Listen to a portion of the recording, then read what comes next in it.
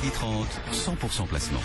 Allez, on se reconnecte à l'actualité française. C'est évidemment l'événement de cette rentrée, ce nouveau gouvernement et Emmanuel Macron, nouveau ministre de l'économie. La politique pro-entreprise du gouvernement va se poursuivre. On en parle avec Frédéric Rosier. Bonjour Frédéric. Bonjour. Vous êtes conseiller de gestion chez Mescart Gestion Privée. On a, comme disent les intervenants de marché, on a un swap entre Arnaud Montebourg et Emmanuel Macron. D'après le bureau d'études d'Exane BNP Paribas, l'arrivée d'Emmanuel Macron devrait confirmer la politique pro-entreprise du gouvernement et certains secteurs, certains actifs devraient en profiter, et notamment les mid-cap. Est-ce que pour vous aussi, les mid-cap sur le marché devraient profiter de ce remaniement?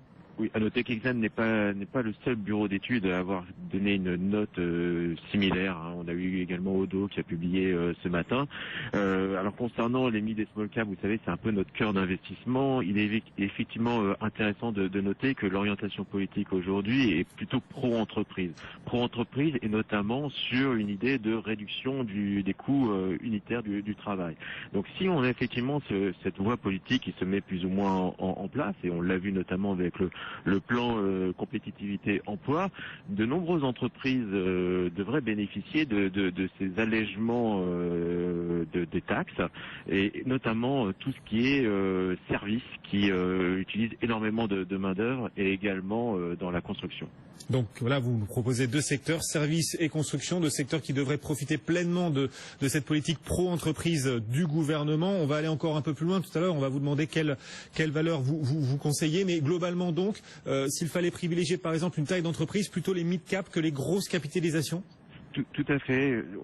Les grosses capitalisations aujourd'hui ont un chiffre d'affaires qui est quand même très international, mis à part peut-être des sociétés plus locales comme EDF, GDF, mais grosso modo aujourd'hui nos entreprises sont des entreprises internationales. Donc un allègement des taxes en France aura un impact certes, mais finalement assez dilué sur la masse du chiffre d'affaires. Par contre, sur les mid et small cap, et notamment celles qui ont une partie du chiffre d'affaires importante, voire la totalité en France, l'impact sera considérable. À noter quand même, c'est un changement de philosophie d'investissement. Avant, on préconisait plutôt les valeurs internationales capables de capter la croissance, et notamment dans le monde émergent. Aujourd'hui, on préconise plutôt d'aller regarder ces entreprises franco-françaises. Avec ce contexte de remaniement gouvernemental, vous nous disiez les services devraient en profiter particulièrement. Est-ce que vous pouvez aller un peu plus loin dans cette idée de secteur, vous nous dites les services, pourquoi pas d'autres secteurs encore? Qu'est-ce qu'on peut conseiller aujourd'hui à nos auditeurs, nos téléspectateurs pour profiter à travers leurs investissements, leur choix d'investissement en actions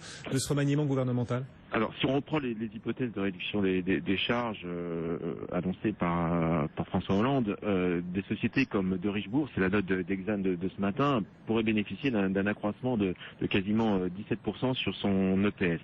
Des sociétés comme Solocal également devraient bénéficier de plus de 10% de ces allégements de charges.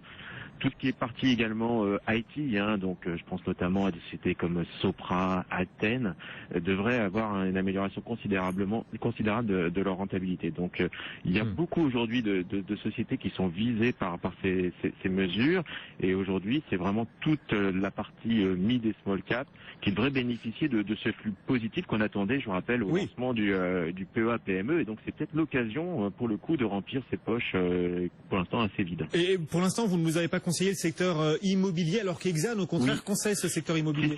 Si, j'allais y venir. Donc, il y a plusieurs facteurs effectivement, parce que sur le secteur immobilier, je pense notamment à Nexity, qui est une société totalement franco-française dans son chiffre d'affaires. Plusieurs points sont intéressants. Déjà, les taux d'intérêt sont excessivement bas, donc c'est plutôt positif pour l'immobilier. L'allègement des coûts salariaux, et également peut-être la remise à plat de la loi Allure.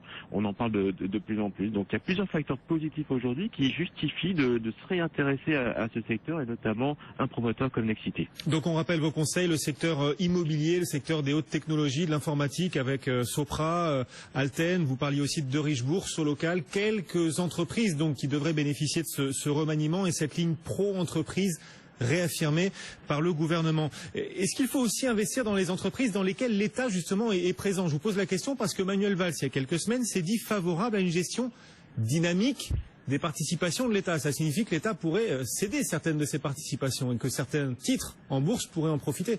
Oui, alors le gros dossier, le dossier épineux, c'est Alstom. On sait que c'était le dossier fort d'Arnaud Montebourg depuis quelques mois. Donc peut-être que l'État va revoir sa position sur le dossier Alstom.